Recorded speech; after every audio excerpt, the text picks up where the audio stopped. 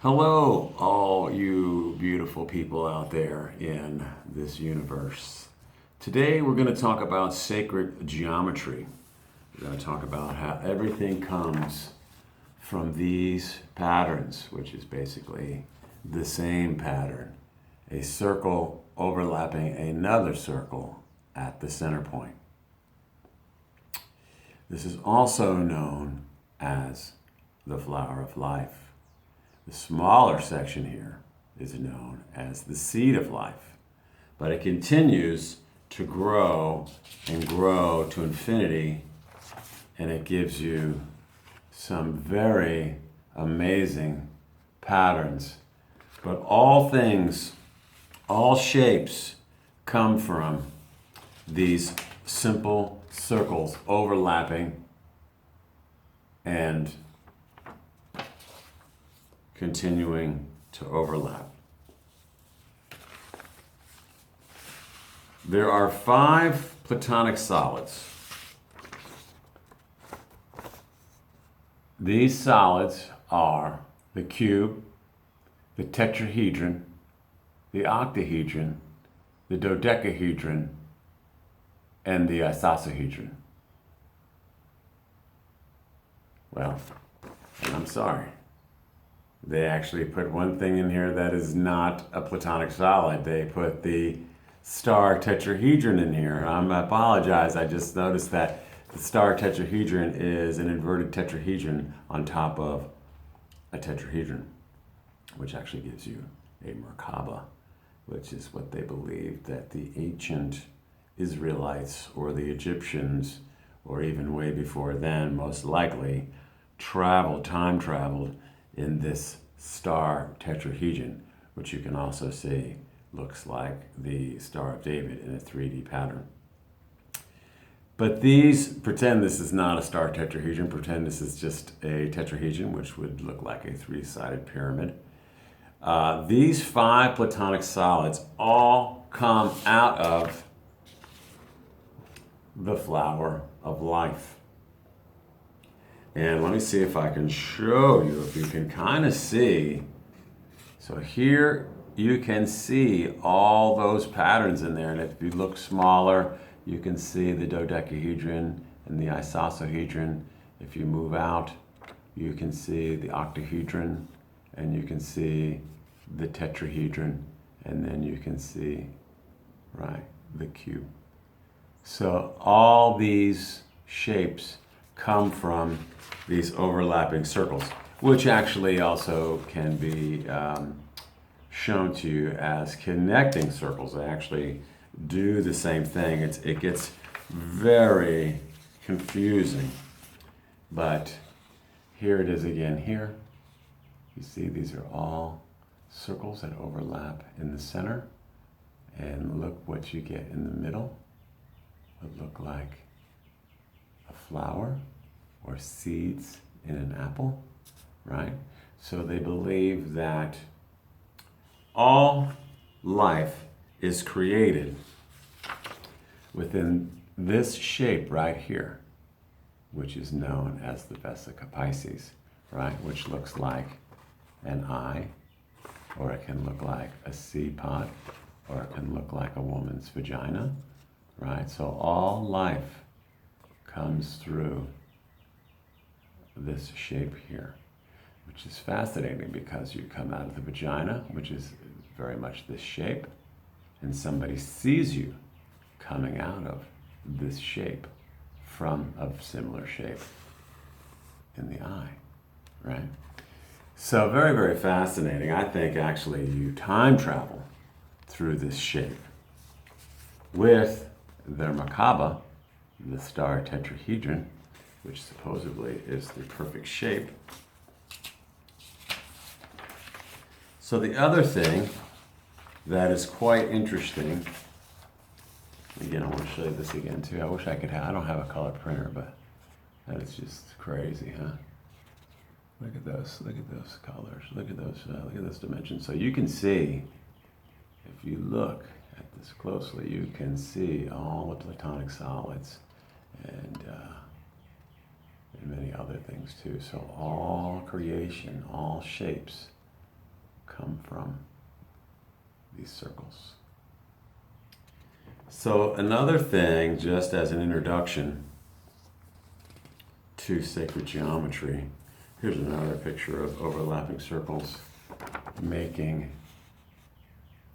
different shapes. So you can see there is the seed of life, right? And then the seed of life makes triangles in a 2D dimension. And you have a triangle, inverted triangle. And you have a triangle and then a bigger triangle. So pretty amazing. If you look, you can see the cube, the octahedron down here. A couple of interesting shapes here. I'm not sure what those shapes are. Look at this one. Crazy, huh? Just from circles overlapping. Well, and this is interesting. So this is not, okay, so really the only overlapping circles, well, they just take certain circles out. Okay, so these circles, and it's still a learning curve for me too, even though these circles overlap at the center point, they take out this in between or every other one to give you this, even though really it's created from this. Right, so everything is created from this overlapping thing, even though we only see, in most cases, the negative spaces, right? The shapes that are created from that, right? So here again, two circles overlapping at their center points, creating the Vesica Piscis, which is the creation of all things.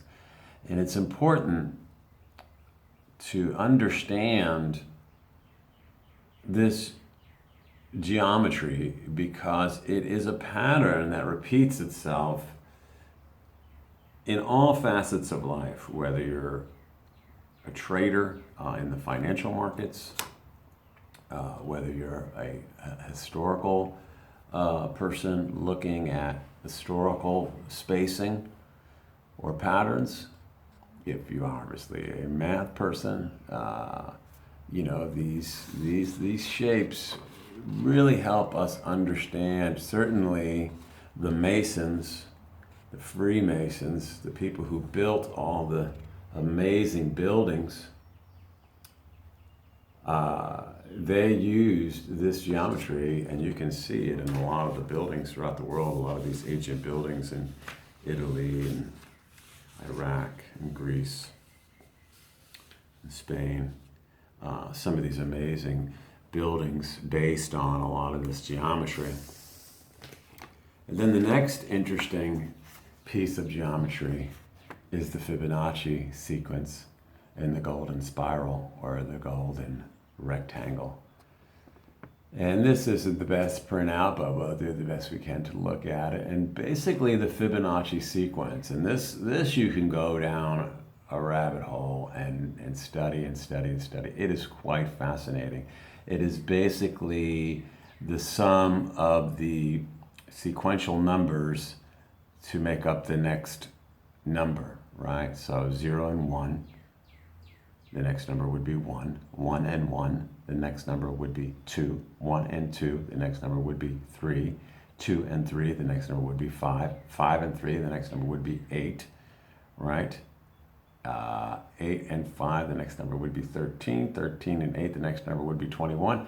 And it continues to go on. And if you put that into geometric shapes versus, you know, if you have a, let's see if we can get real big on this, probably not, you can't see it. If you have a 1 by 1 box, and then you put it onto a, so you have 0, which is the 0 point, and then a 1 by 1 box, and then what would it be? A 2 by 2 box, a 3 by 3 box, a 5 by 5 box, an 8 by 8 box. What's the next one? A 13 by 13 box, a 21 by 21 box, 21 and 13, 34, a 34 by 34 box, and it continues to go out to infinity and get bigger and bigger. And a lot of things that you see in the universe, basically everything, is based on this sequential numbering, even as big as the spiraling universes, right?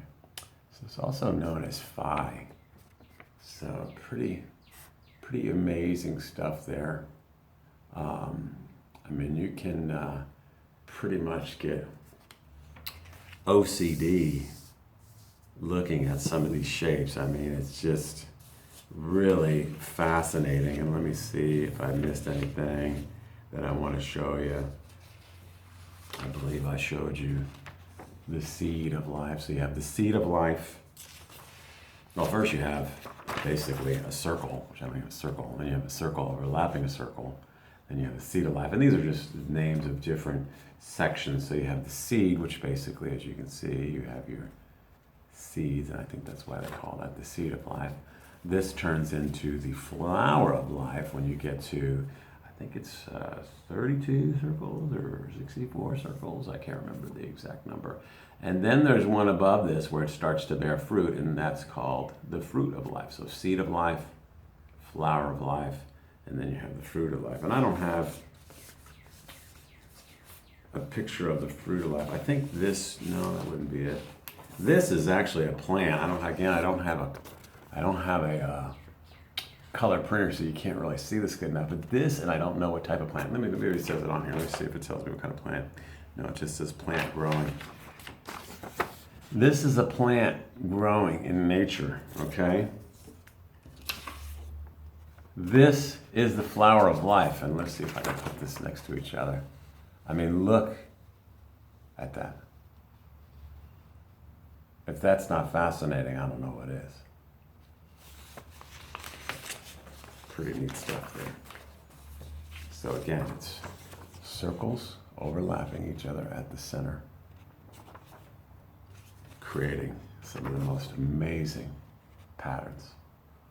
Ooh, spinning around. So neat. Look at that. It's just so neat. There's this girl on YouTube, and I can't think of what her name is, but she does these paintings all based on sacred geometry, and I mean, they're just fascinating. And she's pretty easy to look at too. She's kind of got her own sacred geometry going on. But yeah, so different levels, all different levels of these overlapping circles at a Fibonacci sequence pattern. It's basically how everything in the universe is created or perceived, which, when you think about it, that's the same thing, right? I mean, if you don't perceive it, I guess it doesn't exist, right? It's kind of like the tree that falls in the forest. If nobody's there, did it even fall down? So I wanted to show you all a little bit of sacred geometry. I really, just scratched the surface, barely even scratched the surface. You could really go down a rabbit hole and find out quite a lot of information on life, on philosophy, on spirituality, on emotional makeup, all via the patterns within the flower of life and the golden spiral.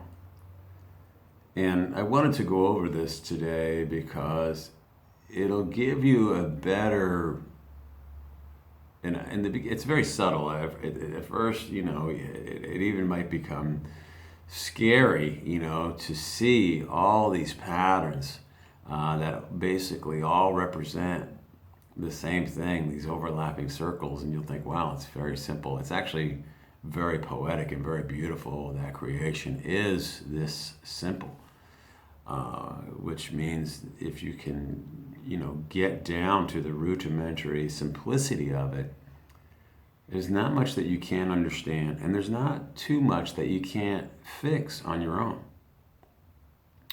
But it's also important to share this information with you because it will help if you're going to continue to follow me. Interpret kind of the wavelength of which I'm trying to explain information to the people who want to subscribe and follow and share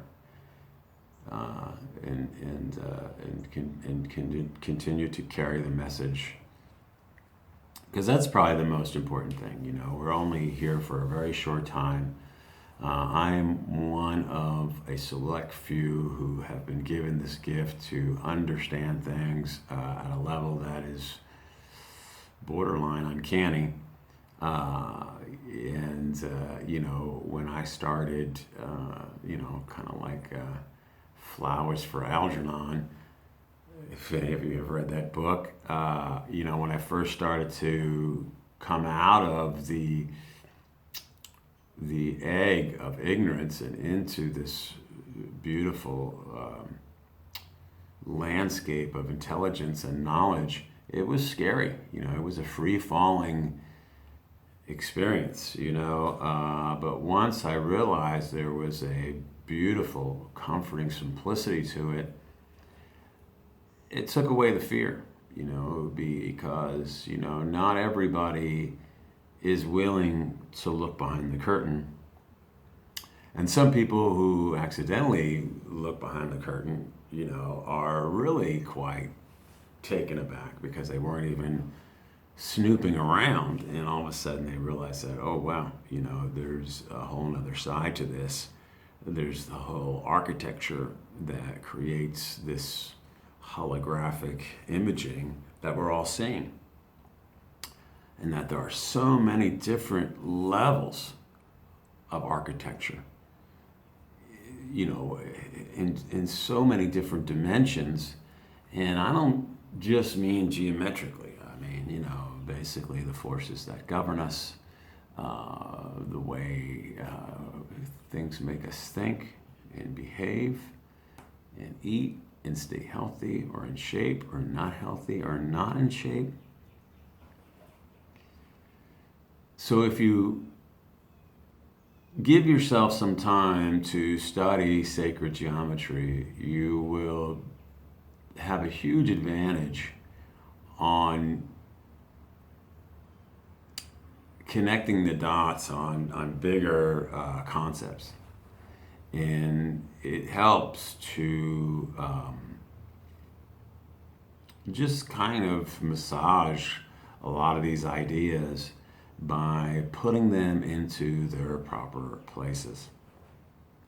And again, it's very subtle. It's a very big concept, and it takes quite a long time, years. I've been looking at sacred geometry for probably 6-7 years now, and it still eludes me most of the time.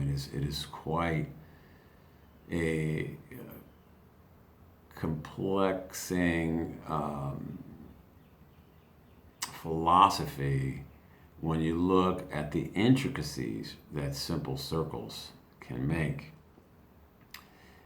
And, you know, again, it gets complicated because we like to make it complicated, right? But what's kind of fascinating, and I cannot think of this individual's name, but he's an Indian, or he's Persian, or what is his name? Nezrim, something like that. But he has been studying sacred geometry for forever. And he found out that the Ark of the Covenant perfectly fits in the sarcophagus inside the Pyramid of Giza. So, I mean, there is just some amazing information that you can get when you study this type of math. And,